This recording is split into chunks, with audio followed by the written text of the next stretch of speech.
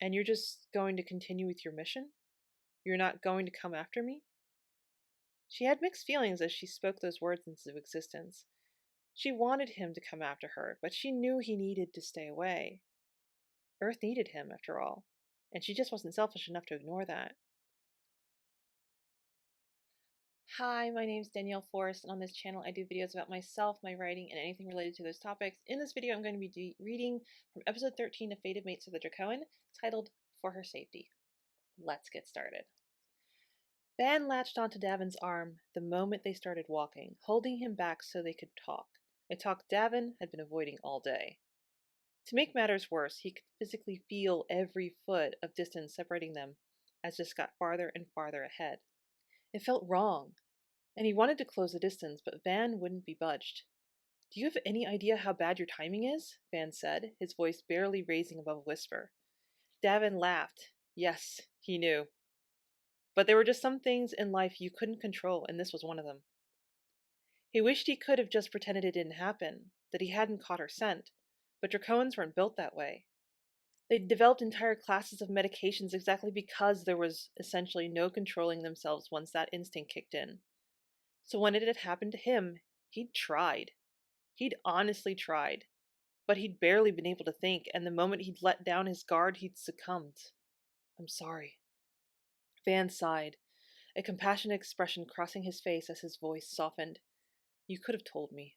I'm your friend, Davin." "I know," he said as a lot of the tension drained from his body. They'd been friends for years. They'd risen up the ranks together. If he'd been thinking, he would have told him. But then he frowned. His memories were a bit murky, but he could swear he remembered specifically saying mate early on. It had been under his breath, but hadn't Van asked him about it? His brain gnawed at the memory like an old bone, but with most of the day a hazy mess in his recollection, he wasn't entirely sure. Van sighed, drawing Davin's attention and keeping him away from another thought spiral. "You can't take her with you everywhere, you realize that, right?" Part of him instinctually reeled back, but it didn't have the same sway over him that it had earlier in the day. Slowly he responded, "Yeah, of course." Van shook his head, looking a little bewildered. "And yet you wouldn't leave her behind. She's safe at home, Davin. She's safer there than anywhere else." Davin flinched, then his ire rose like a tsunami, and he snapped, "She's safe with me." "No, she's not," Van barked back, getting in Davin's face before seemingly remembering himself and pulling back to recover his calm. He took a deep breath, then continued, "We have no idea what's going to happen. We have no idea what's out there. But if there is a threat, it'll probably encounter us first. And as long as she's with us, she'll be in danger if that happens. It's not that simple." Jess was far enough ahead now that he could think more clearly, her scent not clouding his mind. He knew rationally that Van was right, but he still couldn't bring himself to be separated from her. A desperate part of him kept insisting that she was only safe with him, even though he knew intellectually that it wasn't true. He could feel the pull of it, the urgency, the agonizing need that wouldn't let go. "I just can't." "You can," Van insisted, turning to face him. "You must. Davin is for her own good. Hell, it's for the good of the entire planet. The faster we finish our mission, the faster her life can return to normal. And the faster we go home." That thought was like a kick in the chest, knocking the air from his lungs. "The faster we finish our mission, the less time I have to convince her." He was supposed to go home, to Goa, when all this was done. Would Jess want to come with him? He wasn't sure. He needed time, but his conscience aided him for even thinking that. Giving himself time meant leaving countless humans in desperate situations. He couldn't do that, could he? He couldn't be that selfish, could he? "That's not me. It can't be. I'm a good man. I'm a good soldier." "Exactly. The only reason we're here is to support Earth. Once she's on her feet again, our jobs are done," Van sighed. "I know that doesn't sound the most appealing to you right now, but it's our reality, Davin. We don't have a choice." Davin shook his head, still not quite ready to give up even though he knew it was wrong. "I just need time." The protest was weak, even to his own ears. "Would it make any difference?" Van said, his voice gentle. "What?" He looked up at Davin, who was giving him a compassionate expression that made his heart lurch in his chest with emotion. That was not the expression of a supportive friend. That was an expression of condolence, of empathy and grief. Don't, he snapped out in desperation. Davin. He shrugged Van's hand off and started stomping away, disgusted with even the look of his friend right now. No! Davin! Van barked. A moment later, his hand latched onto Davin's arm, this time yanking him backward. Once Davin was facing him once more, this time completely stopped. His voice dropped to barely a whisper while Davin fumed back at him. You can't control her actions. You can't make her want you. You know how this usually goes on Goa. She doesn't even have the benefit of our background, our knowledge. She can't possibly know what's going on. She does, he said through gritted teeth. I told her. And she understood? Do you think she really understands? Do you think it's even possible that she could understand? A chill ran through him at Van's words. They were the things he'd been trying not to think about. He'd been trying not to think about how often biological matings were rejected on Goa, telling himself that was cultural, that it wouldn't happen here. He'd tried to tell himself that she would understand, and he'd absolutely refused to think of the future.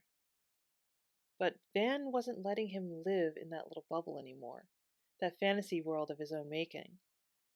He was determined to bring him back to the real world, a world where people were without power, possibly without food and running water.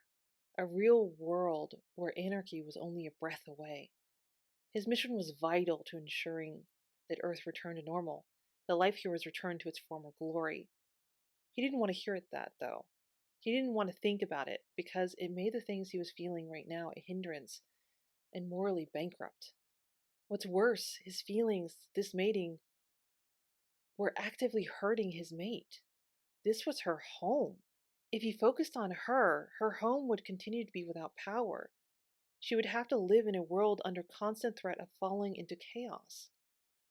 How long would she survive like that? Months? Weeks? Davin? I shouldn't have let her come with us.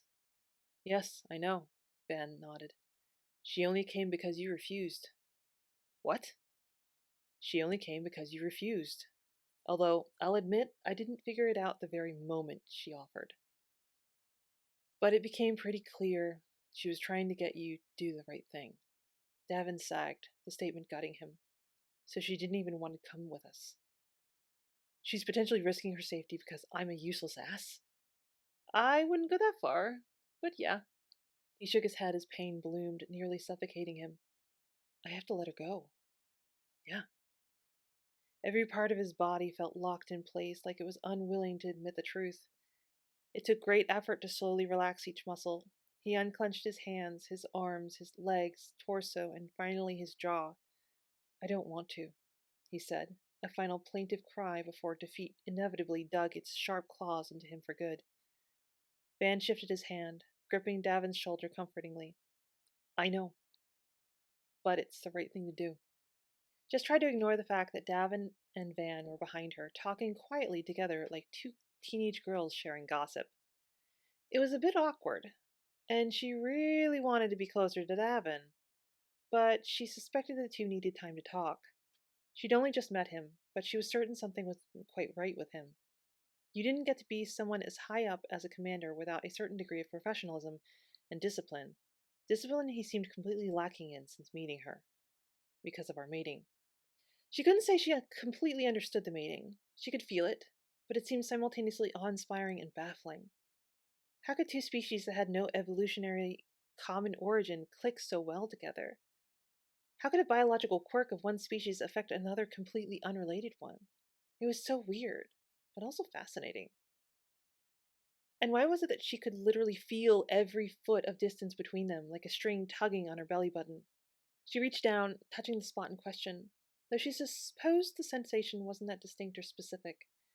It was more like a nagging thought in the back of her mind, foggy but annoyingly persistent.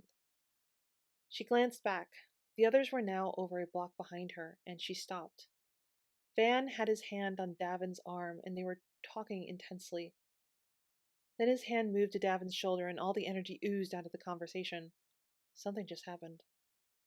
She wanted to smile in relief at the tension finally breaking, but she didn't quite feel relief in that moment. Instead, her gut churned with anxiety like whatever had just been decided wasn't good for her. She didn't know why she felt that way, but she did. So she turned around and started moving toward the shuttle once more. It wasn't that far now. In fact, she could see the first glimpses of the trees in the distance. It would probably be just another couple blocks. Jess picked up the pace, eager to get this over with and put some distance between her and whatever decisions those two had made. She focused and set on her surroundings. They were in a quiet neighborhood filled with boxy brick homes. Most had cars parked in the driveways, possibly never to be used again because the government had been dumb enough to launch nuclear bombs in their moment of desperation. What had they been thinking? The whole point of nuclear bombs was not to use them. They were a threat, the ultimate threat. But she couldn't imagine anyone other than a psycho actually considering putting them in play. And how many did they use? How much of the world had been affected? Had it been an accident? Had just a single bomb detonated too low, causing this mess? But then, why wouldn't someone have come to the rescue by now? If it had only been one bomb, wouldn't other countries or FEMA or something come in to provide support? Wait, Ben had said they couldn't reach anyone on Earth. He'd mentioned the satellite grid being knocked out, but that shouldn't have knocked out all communications, right? There should have been backup systems, maybe radios or something. Those satellites hadn't existed back when the space program had first started. Whatever they'd used, it would have been slower, most likely, but they definitely could have tested that out in the time between the power going out and them coming back to Earth to investigate. Did that mean everyone was affected by the EMP? Shit. Jess slowed as a chill ran through her stomach churning anew. How the fuck are we going to come back from this? She looked around herself at the quiet street that got more eerie the longer she thought about why it was so quiet. Ordinarily, it wouldn't be this quiet. There wouldn't be so many cars in the driveways. There would be people out socializing, going to bars or game nights. There would be people working night shifts. There would be lights on, people watching late night shows or streaming their favorite movies. People would be online playing video games. It would not be this dark, this quiet. There should be lights pouring out of windows. She should be able to hear music or conversations drifting on the warm summer air. Instead, there was nothing. It was almost as if the world had ended and she was the only one left. That chill from before ran down her spine and she picked up her pace, jogging as she finally stepped onto the grassy park lawn. Pretty quickly, she spotted the shuttle. It stood out like a sore thumb in the sea of green, and she beelined for it. It took only moments before she was flowing directly in front of it. She stopped and turned around, spotting her companions in the distance, even farther away than before. She had to wait for them to catch up. When they finally arrived, Davin wouldn't look at her, so she turned to Van. So? We were talking. She smirked. I could tell. We think you should go home. She paused. Her knee-jerk reaction was to protest. She'd just arrived, after all. It seemed ridiculous to just turn back around and go home. But then she turned to Davin. There was a bit of a defeated air to him, but seeing him now also made her remember why she'd come in the first place. To make him do the right thing. You're okay with this? She watched him closely, looking for any signs that he would act up again. But this barely looked like the same man. There was no outrage this time. But he also didn't look happy either. Honestly, he looked miserable. She was tempted to confront him, to pull him into her arms, and rock him back and forth until he was in a better mood. But she was afraid that might set back their progress. Yes, he finally said. He looked back at her for a brief moment, but that moment was enough. She could see the struggle in his eyes. This was not an easy decision for him, and she resisted the urge to smile. Just kept her face composed, but inside she was practically jumping up and down, and she blamed it on the mating. She didn't want this to be an easy decision for him. She wanted him to struggle because this was a struggle for her as well. And she didn't want this to be over so soon. Though she had no way of knowing where this would go, she did want it to go somewhere. And she hoped, when all this was said and done, that he would come back to her. And you're just going to continue with your mission? You're not going to come after me? She had mixed feelings as she spoke those words into existence. She wanted him to come after her, but she knew he needed to stay away. Earth needed him, after all, and she just wasn't selfish enough to ignore that. No, he shook his head jerkily. The mission comes first. Jess nodded slowly, surprised by the slice of hurt that flared up when he said those words. But she shoved it down ruthlessly. She'd already decided on this path. She had no right to be upset. The mission was more important, she reminded herself. If he were an American soldier, she would want him to put the mission first when he was on active duty, wouldn't she? She wouldn't want his head to be filled with her, putting him, his team, and his mission at risk, would she? Okay, she said finally. Well, good luck. I hope to see you again soon. Stay safe, Davin. They both paused for a moment, neither of them willing to turn away. I should walk away. It's time to walk away. Should I walk you home? He asked, looking off into the night, then back at her. An awkward laugh snapped out of her, and she shook her head. No, I think that would be a bad idea. No, they needed a clean break. And this seemed the best time for it. Davin nodded, accepting her decision and taking a step back, as if he needed that physical reminder not to follow. Jess turned, putting her back to him. Those first steps were hard. She could feel that imaginary string stretching with each step, and as she started walking, she could also feel their eyes on her. It was a feeling that never quite went away, not even when she unlocked her front door and went inside. It was both comforting and creepy. Was it just her imagination, though? Was walking through the empty night just playing tricks on her mind? Or was it wishful thinking? A part of her kind of liked the idea of Devin being there to protect her if some ne'er-do-well jumped out of the shadows, but he told her he wouldn't. He'd essentially promised. Would he break a promise like that? She honestly couldn't believe he would. Though she barely knew him, she'd already formed a picture of him in her mind that was both honorable and kind. She couldn't imagine someone like that going back on their word or stalking behind someone in the night without their knowledge. And yet that idea plagued her as she walked quietly upstairs and settled into bed. She couldn't quite escape it as she stared at the ceiling, willing herself to sleep. The popcorn texture formed patterns over her head as thoughts swirled in her brain, tormenting her with possibilities both good and bad. By the time she finally succumbed to exhaustion, only one remaining thought was floating through her mind.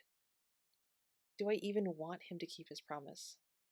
Anyway, thank you for watching to the end of the video. I hope you enjoyed it. What did you think, and what do you think is going to happen next? Leave me a comment below. Anyway, that's all I have for now. If you like this video, consider giving it a like and subscribing to the channel and hitting the bell if you want notifications. And if you want to connect with me and my content in other places, you can find links to my various social media accounts and where to find my stories online in the video's description. And if you're the type of person who can't wait, you can get early access to my stories among other rewards on my Ream subscription. Ream is 5 episodes ahead with Fated Mates of the Drakoan and is currently sharing my unedited whip of Match the Alien Captain, though I am going to be moving on to a new story, Match to the Alien Workaholic, soon. As another point, because I am behind on this, and I do seem to struggle a lot with getting these fully edited videos out. I am going to experiment with the next episode with doing it as a live stream instead of a recorded episode. Hopefully I can get a decent quality out that way, and my plan is to do that at 12:30 Eastern on Mondays, or every other Monday. I'm thinking about doing that as sort of an ongoing thing, maybe. With the goal being that that be a more consistent way for me to keep up with this, and then have it when I have to actually, you know, plan in advance around like vacations and stuff like that. I might do recorded videos instead of a live stream. Anyway, that's all I have at the moment. Like I said, until next time, here's a few things you can watch while you're waiting for my next video. Bye.